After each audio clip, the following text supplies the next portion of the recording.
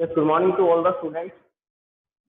देखिए, अभी तक हम लोग पढ़ रहे थे सेपरेशन मेथड्स को, और डिफरेंट डिफरेंट टाइप के सेपरेशन मेथड्स मैंने आपको बताए, जिसमें आपने पढ़ा इवापोरेशन, इसके बाद में आपने पढ़ा सेंट्रीफ्यूगेशन, और इसके अलावा आपने सेपरेटिंग फनल देखा था, और simple distillation, fractional distillation and fractional distillation of gases of air. तो डिफरेंट डिफरेंट टाइप की प्रोसेसेस अभी तक हम पढ़ चुके हैं, और ये 9th प्रोसेस है फिल्टरेशन, जिसको आज हम स्टडी करेंगे। तो फिल्टरेशन प्रोसेस अब हम देखते हैं कि किस तरह से यूज की जाती है और किन सब्सटेंसेस को सेपरेट करने के काम में आती है, और किस टाइप के मिक्सचर में से सेपरेट करने के काम में आती है। तो इसमें देखते हैं हम लोग सबसे पहले डेफिनेशन को। डेफिनेशन क्या है, देखिए, filtration is use for separating insoluble substances. ये कह रहे हैं कि वो ऐसे सब्सटेंसेस को सेपरेट करने के काम में आती है जो सब्सटेंस क्या होते हैं, इनसॉल्युबल होते हैं, जो सब्सटेंस मिक्सअप नहीं होते हैं किसके अंदर, किसी लिक्विड, जो सब्सटेंस मिक्सअप नहीं होते हैं किसी भी लिक्विड के अंदर। तो इनसॉल्युबल सब्सटेंसेस को सेपरेट करने के लिए यूज किया जाता है फिल्टरेशन मेथड को। तो देखिए, इसके लिए मैंने आपको क्या एग्जांपल बताया, sand and water, sand plus water, इसका जो मिक्सचर होगा उस मिक्सचर को सेपरेट करने के लिए हम फिल्टरेशन प्रोसेस का यूज कर सकते हैं।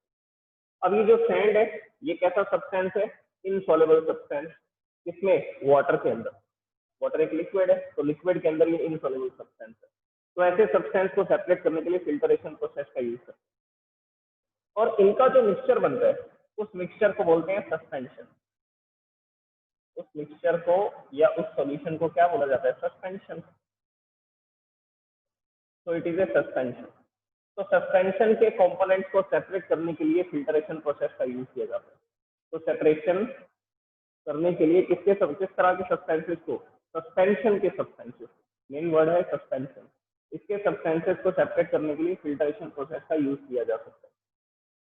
और सस्पेंशन किस तरह का मिक्सचर है, तो आंसर है heterogeneous mixture. Suspension is a heterogeneous mixture. अब ये हेट्रोजेनियस मिक्सचर क्या होता है, ऐसा मिक्सचर जिसके अंदर जो सॉल्यूट है वो सॉल्वेंट में मिक्स नहीं होता। यहाँ पर ये जो सैंड थी इसको हम लोग बोलेंगे सॉल्यूट, और जो वाटर है वो क्या है, वो है सॉल्वेंट। तो ये ऐसा सॉल्यूट है जो सॉल्वेंट में कंप्लीटली मिक्सअप नहीं होता, सॉल्वेंट में कंप्लीटली मिक्सअप होता ही नहीं है, तो हेट्रोजेनियस मिक्सचर बनाता है। और कॉम्पोजिशन कैसा होता है, नॉन यूनिफॉर्म। और कॉम्पोजिशन कैसा होता है, नॉन यूनिफॉर्म। तो देखिए, सैंड और वाटर का जो मिक्सचर बनेगा, जिसमें सैंड एक सॉल्यूट होगा और वाटर एक सॉल्वेंट होगा, तो इन दोनों का जो मिक्सचर है उस मिक्सचर को सस्पेंशन बोलते हैं। और किस टाइप का ये सस्पेंशन जो है वो किस तरह का मिक्सचर है, हेट्रोजेनियस मिक्सचर। जो सस्पेंशन है वो किस तरह का मिक्सचर है, हेट्रोजेनियस मिक्सचर। हेट्रोजेनियस मिक्सचर क्यों है, या सस्पेंशन क्यों है, कारण ये है कि ये इसके अंदर मिक्सअप नहीं हो रहा। मिक्सअप नहीं हो रहा तो यूनिफॉर्म कॉम्पोजिशन नहीं बनाएगा, तो हम बोलेंगे ये नॉन यूनिफॉर्म कॉम्पोजिशन दिखाएगा। सैंड की कॉन्सेंट्रेशन बीकर के बॉटम में ज्यादा होगी और टॉप पर सैंड की कॉन्सेंट्रेशन 0 होगी या लो कॉन्सेंट्रेशन होगी। तो ज्यादातर सैंड बॉटम में चली जाएगी, because the particles of the sand are heavy than the water. क्योंकि सैंड के जो पार्टिकल्स हैं उनका साइज भी बड़ा है और वो पार्टिकल्स हैवी हैं, इस वजह से वो बीकर के बॉटम में चले जाते हैं, नीचे इकट्ठा हो जाते हैं। तो ये सैंड और वाटर का जो मिक्सचर है इसको सस्पेंशन बोलते हैं, और ये सस्पेंशन जो है ये हेट्रोजेनियस मिक्सचर का टाइप है। और हेट्रोजेनियस मिक्सचर क्यों बोला जा रहा है, क्योंकि ये नॉन यूनिफॉर्म कंपोजिशन बनाता है, पूरा सब्सटेंस कंप्लीटली मिक्सअप होता ही नहीं है सॉल्वेंट के अंदर। और जो सॉल्यूट के पार्टिकल्स हैं उनका साइज 100 नैनोमीटर से ज्यादा होता है। Size is more than 100 nanometer, मतलब पार्टिकल्स का साइज बड़ा है। The size of the solute particles, the size of the solute particles is more than 100 nanometer. 100 nanometer से बड़े पार्टिकल्स हैं।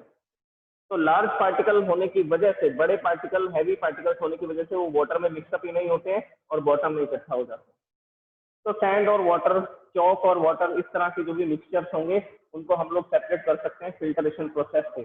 क्या सॉल्ट और वाटर के सोल्यूशन को सेपरेट किया जा सकता है? क्या सॉल्ट और वाटर का जो सोल्यूशन बनेगा उसमें से सॉल्ट और वाटर को सेपरेट किया जा सकता है? तो आंसर है नो। फिल्ट्रेशन प्रोसेस से नहीं किया जा सकता। फिल्ट्रेशन प्रोसेस से सेपरेट नहीं किया जा सकता क्योंकि उनके पार्टिकल्स का साइज 1 नैनोमीटर से भी होता है।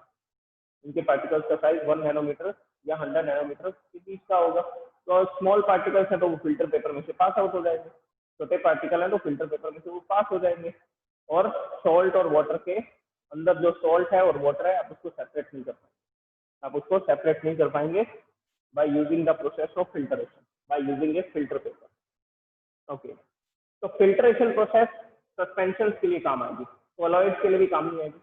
कोलॉइड्स के पार्टिकल्स का साइज 1 नैनोमीटर से 100 नैनोमीटर के बीच में होता है और वो भी स्मॉल पार्टिकल्स हैं, छोटे पार्टिकल्स हैं, तो वो भी फिल्टर पेपर में से पास आउट हो जाते हैं, फिल्टर पेपर में से पास चले जाएंगे, इसमें से क्रॉस हो जाएंगे। तो कोलॉइड के सब्सटेंसेस को भी सेपरेट नहीं किया जा सकता by the process of filtration. तो फिल्टरेशन प्रोसेस सिर्फ कहाँ पर काम आ रही है? Only for the suspension. Filtration process सिर्फ कहाँ पर काम आ रही है? फॉर सस्पेंशन, सिर्फ सस्पेंशन के लिए काम आएगी। हेट्रोजेनियस मिक्सचर होते हैं, नॉन यूनिफॉर्म कंपोजिशन होता है और पार्टिकल्स का साइज 100 नैनोमीटर से बड़ा होता है। उन सब्सटेंसेस को सेपरेट करने के लिए हम फिल्ट्रेशन प्रोसेस का यूज कर सकते हैं। अब देखिए ये प्रोसेस किस तरह से की जाएगी। तो सबसे पहले हमें इसके लिए क्या चाहिए होगा? Filter paper. सबसे पहले हमें इसके लिए फिल्टर पेपर की जरूरत पड़ेगी और लेबोरेटरी के अंदर फिल्टर पेपर सर्कुलर शेप का भी मिलता है। तो ये फिल्टर पेपर है हमारा। अब इस फिल्टर पेपर को क्या करेंगे? फोल्ड करेंगे। अच्छा, फिल्टर पेपर कैसे बना होता है? तो इसमें पेपर का भी यूज करते हैं और थ्रेड का भी यूज करते हैं, कॉटन थ्रेड्स का, जिसमें थ्रेड्स जो हैं वो हॉरिजॉन्टल रोज के अंदर भी होते हैं और वर्टिकल कॉलम्स में भी लगे होते हैं। ये ऐसा थ्रेड इस तरह से हॉरिजॉन्टल भी होंगे और ऐसा वर्टिकल थ्रेड्स भी होंगे। तो this is the structure of filter paper. Filter paper ऐसा होता है। अब क्या होगा? जो सैंड है उसके पार्टिकल्स का साइज तो बड़ा है, पार्टिकल का साइज बड़ा है, तो वो ये पार्टिकल इतना बड़ा था, वो इन बीच में जो स्पेसेस आपको दिख रहे हैं फिल्टर पेपर के बीच में जो होल्स दिखाई दे रहे हैं, ये उन होल्स को पास करके नहीं जा सकता, क्रॉस नहीं हो सकता। तो ये पार्टिकल यहाँ रुक गया, दूसरा पार्टिकल आया सैंड का, वो यहाँ पर रुक गया, तो ये फिल्टर पेपर वो क्रॉस नहीं कर पाएंगे क्योंकि पार्टिकल्स का साइज बड़ा है। और वाटर के पार्टिकल्स उनका साइज तो छोटा है, वो ये जो बीच में स्पेसेस आपको दिखाई दे रहे हैं इसमें से वाटर तो पास हो जाएगा। तो जब मैं सैंड और वाटर के मिक्सचर को फिल्टर पेपर से सेपरेट करूंगा, सब्सटेंसेस को सेपरेट करूंगा, तो उस समय पर आपको क्लियर वाटर मिलेगा, उस समय पर आपको क्लियर वाटर मिलेगा, उस समय पर आपको क्या मिलेगा? Clear water. तो फिल्टर पेपर के अंदर इस तरह से हॉरिजॉन्टल और वर्टिकल रोज होते हैं, थ्रेड्स लगे होते हैं, जो क्या करते हैं? जो लार्ज पार्टिकल्स है उनको तो ब्लॉक कर देते हैं, लेकिन जो स्मॉलर पार्टिकल्स हैं जैसे कि वाटर के मॉलिक्यूल्स हैं वो इसमें से पास आउट हो जाते हैं। ओके, तो अब फिल्टर पेपर को यूज कैसे करें? यूज करने का देखिए मेथड मैंने यहाँ बता दिया। सबसे पहले फिल्टर पेपर लेंगे, उसको फर्स्ट फोल्ड करेंगे, इसका पहला फोल्ड करेंगे कैसा? हाफ फोल्ड कर देंगे। ये फिल्टर पेपर था मेरे पास और इसको मैंने दोनों तरफ से ऐसा फोल्ड कर दिया, ठीक है। इसके बाद इसको 1/4 और फोल्ड कर देंगे। ये पूरा साइज, ये पूरा था फिल्टर पेपर, इसको पहले हाफ फोल्ड किया फिर 1/4 और फोल्ड कर दिया, तो इस तरह का दिखाई देगा। अब इसको कॉन शेप में कन्वर्ट कर देंगे। जब इसको फोर्थ फोल्ड करेंगे, ये जो फर्स्ट फोल्ड है ये सेकंड फोल्ड है, जैसे ही सेकंड फोल्ड करेंगे तब हम इसको किस शेप में लगा बना सकते हैं? कॉन शेप में बना सकते हैं। तो फिल्टर पेपर को लेंगे सर्कुलर शेप का, फिर उसको फर्स्ट फोल्ड करेंगे, फिर सेकंड फोल्ड करेंगे, फिर उसको कोन शेप में कन्वर्ट कर देंगे। अब ये जो कोन शेप फिल्टर पेपर है इसको हम लोग फनल में लगा सकते हैं। फनल मतलब कि चीज, इसको कहाँ पर यूज किया जा सकता है? फनल में यूज किया जाएगा। और यहाँ पर मैं आपको फनल बना करके बताता हूँ किस तरह से होगा। Here I am making the ABCD and last diagram E।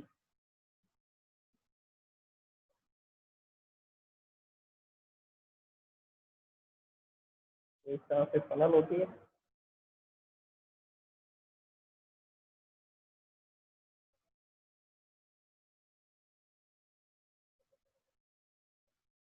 This is a funnel. अब इस फनल के अंदर हम लोग क्या करेंगे? फिल्टर पेपर को लगा देंगे।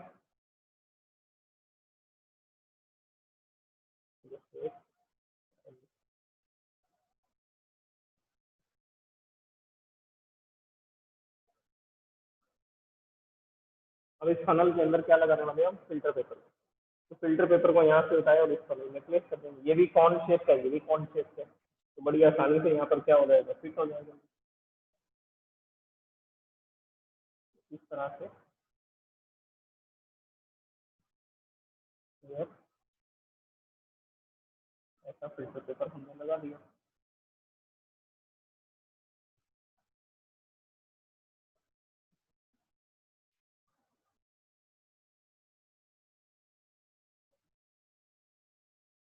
तो this is the filter paper which is placed inside the funnel.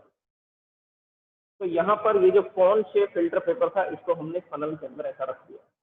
अब क्या करेंगे, अब यहाँ से एक बीकर लेकर के आएंगे और उस बीकर से मटेरियल को पॉर करेंगे इस फनल के अंदर। तो यहाँ पर जो भी कंटेंट होगा, जो भी मटेरियल होगा, वो इसमें से ऐसा फ्लो आउट होगा, बाहर की तरफ आएगा और इस फिल्टर पेपर के अंदर हम उसको डाल देंगे। अब जो सब्सटेंस फिल्टर पेपर को पास नहीं कर सकता, it will remains behind on the filter paper. जो सब्सटेंस फिल्टर पेपर पर बचा रह जाएगा, उस सब्सटेंस को बोलेंगे रेसिड्यू। उस सब्सटेंस को क्या बोलेंगे, रेसिड्यू। और जो सब्सटेंस इस फिल्टर पेपर को क्रॉस करके बाहर जा सकता है, जैसे कि वाटर, उस सब्सटेंस को क्या बोलेंगे, फिल्टरेट। उस सब्सटेंस को क्या बोलेंगे, फिल्टरेट। अब इस एग्जांपल में देखिए, जो सैंड है वो तो फिल्टर पेपर में रह जाएगी, वो इसको पास करके नहीं जा सकती क्योंकि पार्टिकल का साइज बड़ा है। तो हम बोलेंगे sand is a residue which left behind on the filter paper, which left behind on the filter paper. जो फिल्टर पेपर पर रह गया, उसको पास नहीं कर सका। And the molecules of water will pass through the filter paper and we will get the water as a filtrate। और water हमें मिल जाएगा और उस वाटर को क्या बोला जाता है, उसको फिल्टरेट बोला जाता है। तो जो सब्सटेंस फिल्टर पेपर में से पास आउट हो जाएगा, पास थ्रू हो जाएगा, उसमें से चला जाएगा, गुजर जाएगा, तो उसको बोलते हैं फिल्टरेट। जो सब्सटेंस इसको पास नहीं कर पाते, जो यहाँ पर फिल्टर पेपर पर कलेक्ट हो जाते हैं, इस जगह पर जो सब्सटेंस रह जाएंगे, उन सब्सटेंसेस को क्या बोला जाएगा, रेसिड्यू। तो सैंड और वाटर के मिक्सचर को जब मैं इसके अंदर डालूंगा, जब सैंड और वाटर के मिक्सचर को मैं इसमें पोर करूंगा, तो सैंड जो होगा उसको तो क्या बोलेंगे, residue, because it will leave behind on the filter paper and this is the filtrate which will pass through the filter paper. ये वाटर फिल्टर पेपर में से पास हो जाएगा, इसलिए इसको फिल्टरेट बोलेंगे, और जो फिल्टर पेपर में रह जाएगा दैट इज रेसिड्यू। अब देखिए, मैं आपको इसका डायग्राम बना करके बताता हूँ कि फिल्ट्रेशन प्रोसेस में हमें किस तरह का अरेंजमेंट लगाना पड़ता है और क्या क्या ऑपरेटर्स हमें चाहिए होंगे, लेबोरेटरी के अंदर किस किस ऑपरेटर्स का हमें यूज करना पड़ेगा और किस तरह से इसको अरेंज किया जाएगा। Okay, now this is the diagram for the process of filtration and these are the operators which are used for the filtration process. First one is iron stand, which is used to suspend funnel, over the beaker। Beaker के just ऊपर funnel को suspend करने के लिए, लटकाने के लिए, रखने के लिए, हेल्ड करने के लिए इस पोजीशन पर इसका यूज किया गया, एक आयरन स्टैंड का। इसके बाद में इस फनल के अंदर हमने फिल्टर पेपर को प्लेस किया। वो फिल्टर पेपर हमने कौन शेप का बनाया था, फर्स्ट फोल्ड, सेकंड फोल्ड करके, बाद में इसको कौन शेप बना करके ये फिल्टर पेपर हमने इसके अंदर यहाँ पर एडजस्ट कर दिया। ओके, अब इस बीकर के अंदर ये जो फनल है, इसके जस्ट नीचे एक ग्लास बीकर रख देंगे ताकि हम ये देख सकें कि इसमें किस तरह का मटेरियल कलेक्ट हो रहा है after the process of filtration. और ये बीकर हम यूज कर रहे हैं इस फनल के अंदर, ये जो फिल्टर पेपर है इसके अंदर सब्सटेंस को पोर करने के लिए।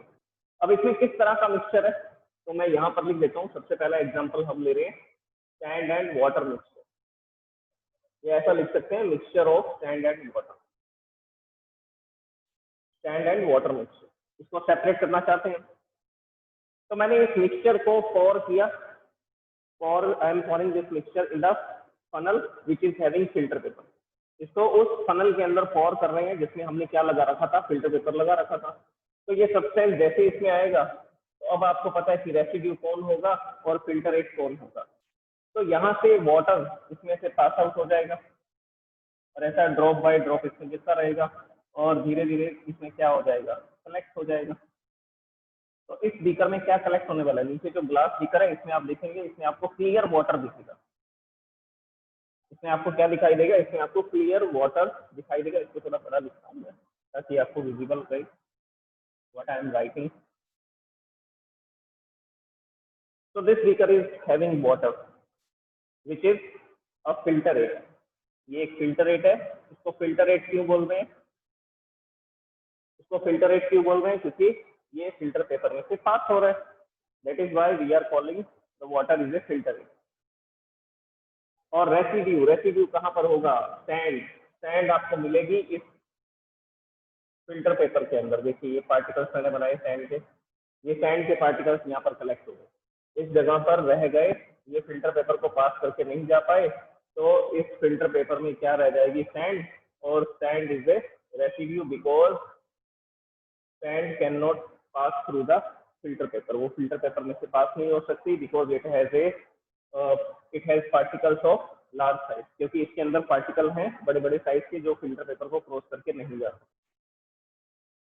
तो सैंड यहाँ पर कलेक्ट होगी एज ए रेसिड्यू और फिल्टर पेपर को क्रॉस करते हुए वाटर इसमें से पास हो रहा है और यहाँ पर कलेक्ट हो रहा है इस बीकर के अंदर, इसलिए हम इसको क्या बोल रहे हैं? फिल्टर. तो सैंड और वाटर के मिक्सचर में से हमने सैंड और वाटर को सेपरेट कर दिया with the help of the filtration, with the help of the process of filtration. अब इसके अलावा और एग्जाम्पल्स में हम लोग एक एक्सपेरिमेंट और कर सकते हैं इसी से रिलेटेड. किस तरह का मिक्सचर लेंगे? Chalk and water. Chalk powder को जब मैं वाटर में डाल दूंगा तो वो भी कंप्लीटली मिक्सअप नहीं होता, वो भी एक सस्पेंशन बनाएगा. और चॉक के पार्टिकल का साइज बड़ा है, हैवी पार्टिकल्स हैं, तो वो बीकर में सेडिमेंट हो जाते हैं, नीचे रह जाते हैं, नॉन यूनिफॉर्म कंपोजिशन बनाता है. तो चॉक पाउडर और वाटर का जो मिक्सचर है वो भी एक सस्पेंशन है, हेट्रोजीनियस मिक्सचर है, नॉन यूनिफॉर्म कंपोजिशन होगा उसका. और फिल्टरेशन प्रोसेस से चॉक और वाटर को अलग किया जा सकता है. जो चॉक है वो एज ए रेसिड्यू कलेक्ट होगा फिल्टर पेपर पर, और जो वाटर है वो फिल्टर पेपर में से पास हो जाएगा और it will collect as a filtrate, और वाटर कलेक्ट हो जाएगा एज ए फिल्टरेट. तो चॉक पाउडर और वाटर के मिक्सचर में से चॉक और वाटर को सेपरेट करने के लिए भी आप फिल्टरेशन प्रोसेस का यूज कर सकते हैं. इसके अलावा हम लोग और भी फिल्ट्रेशन प्रोसेस यूज करते हैं अपनी डेली लाइफ में. अपनी डेली लाइफ में, रूटीन लाइफ में भी हम काफी तरह की फिल्ट्रेशन प्रोसेसेस क्या करते हैं? यूज करते हैं. अब देखिए कौन कौन सी फिल्ट्रेशन प्रोसेस यूज करते हैं. जैसे कि हम लोग टी प्रिपेयर करते हैं, चाय बनाते हैं. टी प्रिपेयर करने के लिए हम उसमें टी लीव्स डालते हैं. अब जब टी प्रिपेयर हो जाती है तो हमें उस टी लीव्स को क्या करना पड़ता है? सेपरेट करना पड़ता है. कैसे सेपरेट करते हैं? With the help of the strainer. With the help of the strainer. ये इसमें ऐसा वायर गेज लगा होता है, ये मेटल की भी हो सकती है स्ट्रेनर, या प्लास्टिक की भी आती है. तो इस तरह से ये छलनी होती है, हिंदी में इसको छलनी बोलते हैं. चाय को छानने के काम में आती है, जिसमें से हम क्या सेपरेट कर देते हैं? लीव्स को, टी लीव्स को सेपरेट कर देते हैं. यहाँ पर वायर गेज होता है जिसको पास करके टी लीव्स नहीं जा सकती और कलेक्ट हो जाती हैं एज ए रेसिड्यू, और यहाँ से टी जो है वो सेपरेट हो जाती है. This is a strainer. Strainer का मतलब है छलनी. तो हम लोग क्या करते हैं? इसको टी लीव्स को सेपरेट करने के काम में लेते हैं स्ट्रेनर को. तो चाय बनाने के बाद उसको छानने के लिए, इसको साफ करने के लिए, फिल्टर करने के लिए स्ट्रेनर का यूज किया जाता है. और स्ट्रेनर के अंदर जो वायर गेज होता है उसमें टी लीव्स रह जाते हैं, और जो टी है, जो लिक्विड है, जो वाटर पार्टिकल्स हैं, जो मिल्क है, मतलब कि जो कोलॉइड है, कोलॉइड भी फिल्टर पेपर में से पास आउट हो सकता है, अभी बताया था मैंने आपको. तो वाटर, मिल्क, शुगर जो उसके अंदर मिक्सअप हो चुकी है, डिजोल्व हो चुकी है, वो सब इसमें से पास हो जाएंगे. सिर्फ टी लीव्स को ये रोक लेगा. टी लीव्स इसमें से पास नहीं हो पाएंगी क्योंकि उनका साइज बड़ा है, उनके जो पार्टिकल्स है उनका साइज बड़ा है. तो टी लीव्स कलेक्ट होंगी as a residue in the strainer. Strainer के अंदर एज ए रेसिड्यू ये कलेक्ट होंगी, और जो टी कप के अंदर आ जाएगी वो क्या होगा? वो फिल्टरेट होगा. वो क्या होगा? वो फिल्टरेट होगा. तो इस तरह से हम लोग क्या कर सकते हैं? एक स्ट्रेनर का भी यूज कर सकते हैं चाय को छानने के लिए, तो वो भी एक फिल्टरेशन प्रोसेस ही है. तो देखिए एक दो एग्जांपल मैं आपको और भी बता सकता हूँ. जैसे कि सीव का यूज करते हैं. सीव भी छलनी होती है, फ्लोर को छानने के काम में आती है. तो जो सीव होती है, छलनी इस तरह की होती है. यहाँ पर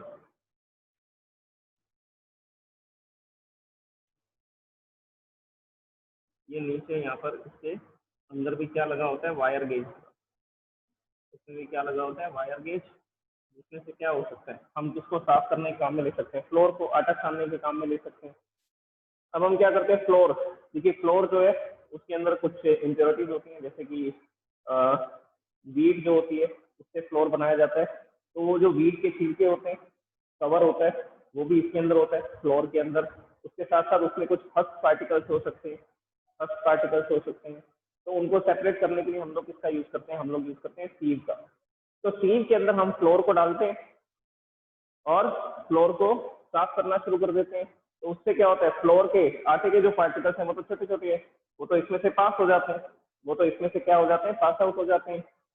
और यहाँ पर क्या रह जाते हैं, हस्क पार्टिकल्स रह जाते हैं। अच्छा, सीव की स्पेलिंग देखिए, फिर से मैं लिखता हूँ इसको, SIEVE। मैंने ई पहले लिख दिया था, आई बाद में। ओके, तो अब देखिए जो सीव है उसको भी हम लोग फ्लोर को साफ करने के काम में ले सकते हैं। वो भी एक फिल्टरेशन प्रोसेस ही, वो भी एक फिल्टरेशन प्रोसेस ही है। इसके अलावा हम लोग वाटर को भी फिल्टर करते हैं। जो टैप वाटर आता है, पानी आता है, नल में जो पानी आता है, उसको फिल्टर करने के लिए भी हम लोग इसका यूज कर सकते हैं। उसको फिल्टर करने के लिए भी हम लोग क्लॉथ का यूज कर सकते हैं। कपड़ा लगा देते हैं, कपड़ा लगा करके हम लोग वाटर को फिल्टर कर सकते हैं, क्योंकि टैप वाटर के अंदर भी कुछ इम्प्योरिटीज होती हैं। तो इन इम्प्योरिटीज को सेपरेट करने के लिए हम क्लॉथ का यूज करते हैं। और एक अच्छा क्लॉथ जो मैं आपको बताता हूँ, जो वाटर को फिल्टर करने के काम में आ सकता है, वो होता है मसलिन क्लॉथ।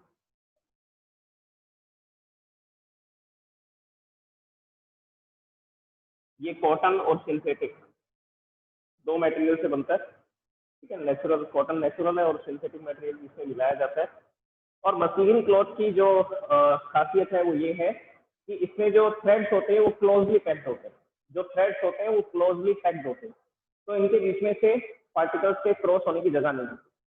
तो फिल्ट्रेशन के लिए, वाटर के फिल्ट्रेशन के लिए मसलिन क्लॉथ का यूज किया जा सकता है। वाटर के फिल्ट्रेशन के लिए मसलिन क्लॉथ का यूज किया जा सकता है। ओके, कॉटन क्लॉथ का भी कर सकते हैं, लेकिन मसलिन क्लॉथ से जो फिल्ट्रेशन प्रोसेस है वो ज़्यादा अच्छी होगी। Okay, thank you so much. हम लोग अब कल डिस्कस करेंगे लास्ट प्रोसेस। लास्ट प्रोसेस है क्रिस्टलाइजेशन। तो इसके बाद में लास्ट सेपरेशन मेथड बचेगा क्रिस्टलाइजेशन। उसके बाद दो तीन बड़े बड़े टॉपिक बचेंगे, कुछ डेफिनेशन होंगी वो मैं आपको बता दूंगा, लेकिन मेन टॉपिक जो बचेंगे वो होगा crystallization. Next is water supply system. हमारे घर पर जो पानी आता है वो कैसा, किस तरह से आता है, क्या सिस्टम है उसके पीछे, वो आपको बताया जाएगा। और उसके साथ साथ मैं आपको बताऊंगा difference in the physical changes and chemical changes. ठीक है, आपको डिफरेंस बताऊंगा कि फिजिकल चेंज और केमिकल चेंज में क्या क्या डिफरेंस होता है, हम किस प्रोसेस को केमिकल चेंज बोल सकते हैं और किस प्रोसेस को फिजिकल चेंज बोल सकते हैं। तो students, thank you so much. और इसके बाद हम डिस्कस करेंगे कल क्रिस्टलाइजेशन।